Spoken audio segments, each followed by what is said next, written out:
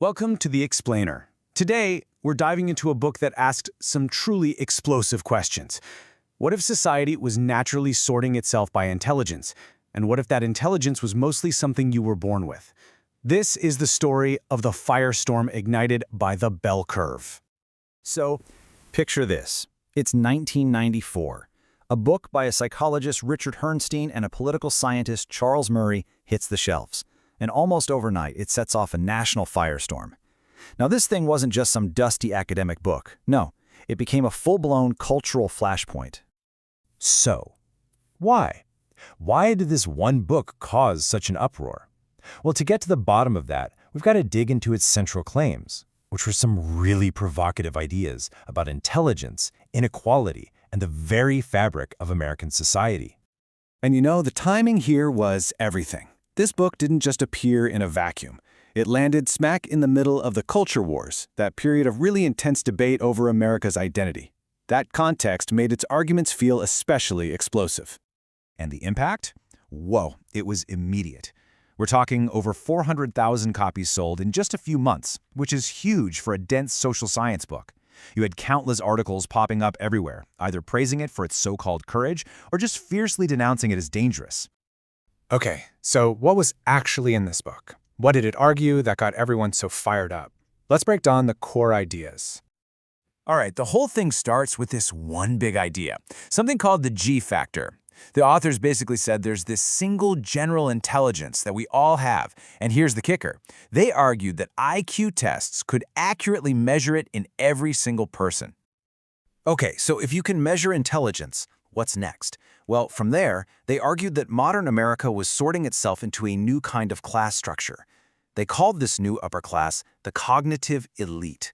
We're not talking about old money or royalty here, but a new top tier defined purely by how smart they were. And they didn't just throw these ideas out there as theories. No, they presented them as basically settled science. They laid out these 6 core conclusions that they said were widely accepted, and these formed the absolute foundation of their argument. Points like IQ tests aren't biased and cognitive ability is heritable were absolutely crucial to everything that came next. And all of that builds up to this, the book's central, and I mean truly explosive thesis, that our genes, specifically the intelligence we inherit, are a better predictor of our life outcomes, things like income and job performance, than our social status or how we were raised. So yeah, as you can probably guess, the reaction to that idea was intense. The backlash was immediate, it was widespread, and it was fierce. And when I say fierce, I mean it. Critics did not pull their punches. Just take a look at this quote from the New York Times. It really captures the tone of the condemnations coming from some of the biggest publications in the country. So what were the main attacks? Well, they pretty much boiled down to 2 big charges, that the book was racist and that it was just plain pseudoscience. The argument from critics was that the authors were using flawed science to justify the social and racial inequalities that already existed. So you really end up with these 2 totally different ways of seeing the world. On one side, you have the bell curves claim. Intelligence is mostly genetic, and it's the main driver of success. On the other, you have critics saying, no, social and environmental factors are way more important. They also argued that race isn't a valid biological category to begin with, and that the authors just cherry-picked data to support a conclusion they'd already made. And look, this wasn't just a shouting match in the newspapers. Some really heavy hitters in the academic world got involved. You had people like the famous evolutionary biologist Stephen Jay Gould, who went after the book's methods piece by piece. He basically argued that its entire scientific foundation was shaky from the very start. Okay, so fast forward to today. Decades have passed. What's the real, lasting impact of this intellectual firestorm? You can see here that the story didn't just stop in 1994. The book became this defining text of the culture wars in the 90s. But as we moved into the 2000s, the scientific conversation started to shift. And today? Well, the book is still this huge controversial landmark, and the questions it raised, they haven't gone away. And that brings us to where the science is at now. You know, for the most part, the conversation has gotten a lot more nuanced.